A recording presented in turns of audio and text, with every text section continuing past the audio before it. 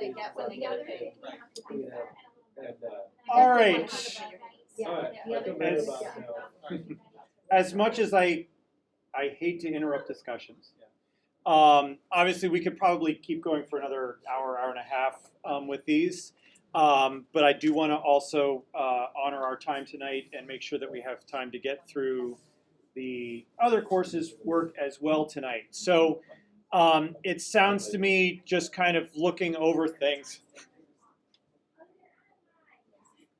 It was continuously entering my password there, and it was jiggling. So it sounds like sort of I'm hearing exactly the kind of things that I wanted to hear. Some suggestions coming back where groups are saying, "Oh, somebody said this would help this out, or help simplify this, or make this better, or make this more effective." So just continue to work those ideas in. Certainly continue these discussions even without the going off campus thing. We do have the next 2 weeks because of the spring break anyway. So however your group wants to make arrangements in terms of conferencing with each other, communicating with each other, certainly if you want to meet in person over the next couple of weeks, that's entirely up to your groups.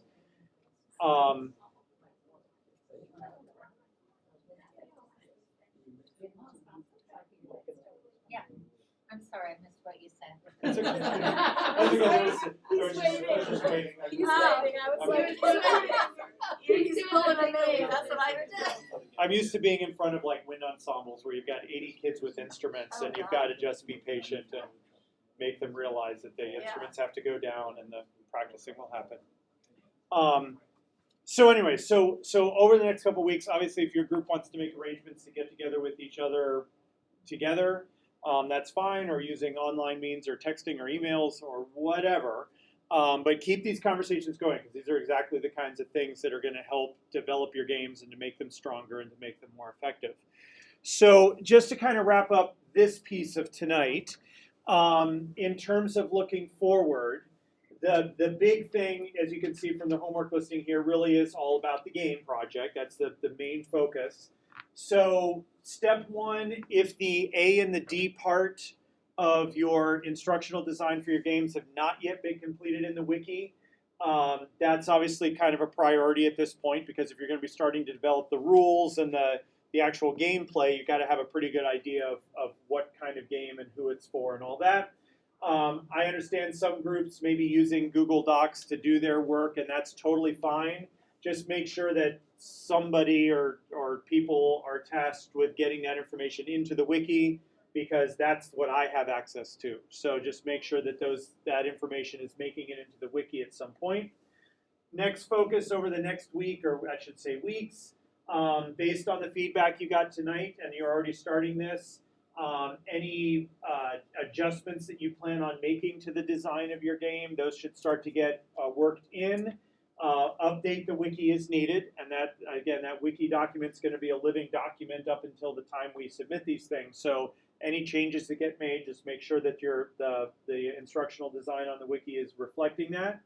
And then at this point, once you've had these discussions, you should be able to start developing the actual gameplay, and that's the combination from last week of the flow chart, which will be the way for you to really plot out what happens at what point in the game and what decisions are being made and what do they lead to, and especially looking out for those dead ends that we want to stay away from. And that sort of hand in hand with developing the rules for gameplay. So those typically go together. Obviously, typical game, you've got usually 3 parts. How do they set up the game? What things do they need to do before the game starts?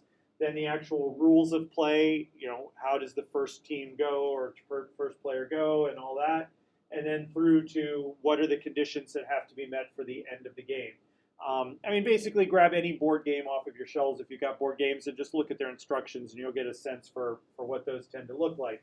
But at this point, the third section of the instructional design, the develop section, you should be able to start filling some of that in. One of them is your flow chart. So if you're going to use something like what I showed you last week with the Draw.io, or if you're using another program, or if you're doing it on paper, eventually whatever your finished flow chart is will need to be attached into that instructional design. If you're doing it online, it could be just a URL or a link to the flow chart. If you're doing it on paper, then at some point you may need to scan that and turn it into a JPEG or something and then upload that. So that's going to be one thing. The second section is the actual rules. And again, I'm not expecting you to type all of the rules into the wiki, but if you get, if you're doing them in Word or something like that, once they're developed, you can export that as a PDF and then just upload the PDF to the wiki for viewing. And then the third piece of that is about the actual physical game itself. And there's just a spot for you to put in information about, like, what is the physical game? Is it a board? If there's a board, describe the board. If there's tokens, what are the tokens? If there's cards, what are the cards? So kind of getting a description on that. So that's the three pieces of the develop part of the instructional design. So any and all of those can start to get underway over the next couple of weeks as you're developing. So that's really the main focus. The next checkpoint that we'll have really with the game projects in, again, probably a month or so will be a beta test. And the beta test will be where the game should be at least partly playable at that point so that people can actually see what it's like to play the game, and you'll get a sort of a final round of feedback about maybe confusion about the rules or about something about the physical setup of the game. So you will get one more round of feedback at that point. But between now and then, there's really not much more I'm going to be doing in class about the games, because we really, I think at this point, have most of what we need. Now it's really just doing the work. So that's that piece of it. On the other side, as I pointed out at the beginning of class, there's just that forum to get you thinking about the gamification project. And in that forum, you're just going to be posting an idea for an activity you want to gamify, and getting some feedback from people about that. And there's more detailed instructions on the forum page itself in terms of what you should include in your post, and then as people post, just reflect, give them some feedback on that. But our next class meeting, if that's, obviously it's not in person, but that may be an online WebEx, I will be discussing that gamification project in more detail and getting us into the design phase of that. All right, and that's, in terms of this course, that's really where we are and what's coming up next. Yes? So, I just have a question about feedback. I feel like for me the only question mark, and we haven't really tried to do it yet, is going to be the flow charting, because that was hard for us to do it on. Okay. And so, will we be able to submit maybe a first one and get any feedback from you, and then take your feedback and? Yeah, absolutely. Okay. Yeah. Yeah, if you got something in progress and you just want me to tell you if you're like, I didn't totally. Yeah, and I know that was, I don't know. that process of it. So, but I think also as you start to develop the rules, since you're the ones coming up with the rules, I think that's also going to help that process be a little smoother, just because you're not having to interpret or to remember or to try to figure out.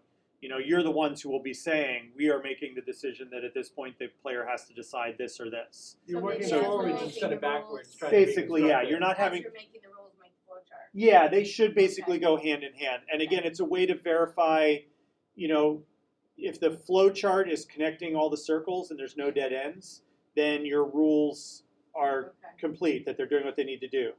So it's a good way to cross-check. Okay. But like Marcus was just saying, it's reverse engineering something is sometimes harder than when you're the one just creating it. So No, we should start at the players at the top. Setup. I mean, you'll have Right. whatever the setup is, but then Right. what is the first thing that actually starts your game? Okay. And that could be just how the first player is selected. Most things will say it's the person to the left of the dealer, or the youngest person, or the. So if you've got something that kicks the game off and selects the first player or the first team, then it's from that, once you know who that is, then what does that person or what does that team do as their first thing? You know, and what are the results of those choices? And you just want to make sure that no matter what choices are made or what direction it goes in, it eventually loops around to again, and it's somewhere in that loop you're checking to see if somebody won. And if they did win, it kicks you out to the end game, and if they didn't win, it loops you back around to the start again. So, but yeah, if you want me to look at something in progress, then absolutely. All right. And when I'm looking at the rubric, I'm sorry to be a pain in the neck, but That's okay. so I'm looking at the rubric and I'm thinking, like, how important is it that we get more complicated or have different things that what are the words they use? The decisions, like ambiguous choices and like different. That's really going to come out of your audience analysis. Obviously, if you're designing a game for kindergartners, then what constitutes an ambiguous, meaningful decision for a kindergartner is going to be a whole lot different than what a meaningful, ambiguous decision is for a high school student. So we got to think about the audience. So it's really, that's for me, that's what it would, I mean, just like anything, it comes back to the instructional design. So there's no one right answer to that because depending on the situation. Yep. So if it's instructionally appropriate, that's what I'm looking for. Right. Yeah. Right. So. I have a question, but so next week's recording, Yep. and then the following week We are not allowed to be on campus. so we're probably meeting synchronously, or That's what I need to, since this decision just happened today, I haven't had a time to really look forward and really plan out. But for this class, there will at least be a synchronous piece to it because I do want to talk about the gamification project and I want to be able to be there in person to go over that with you and get questions and things. Whether it's a full 2 or 2.5 hour online meeting, that I still have to figure out. So I'll be in touch as soon as I've got my own brain wrapped around exactly what we're doing. The other class is a little easier because a lot of that content I've already built to be done offline, asynchronously, et cetera, et cetera. This class, I haven't done that. I mean, honestly, last year this class got hit because of snow cancellations, but that was earlier in the sequence. By the time we reached this point last year, we were like smooth sailing out. So I just need to think through what we're doing and what the best way is going to be to support it. So, but we are definitely not on campus at least until April 5th or whatever the week is after that. And that may get extended out based on university guidelines. So we'll just have to play that by ear. So. All right, so I believe at this point that, thank you, Donnie and Yolanda, you guys can head out. I envy you every day. And I'm going to do a quick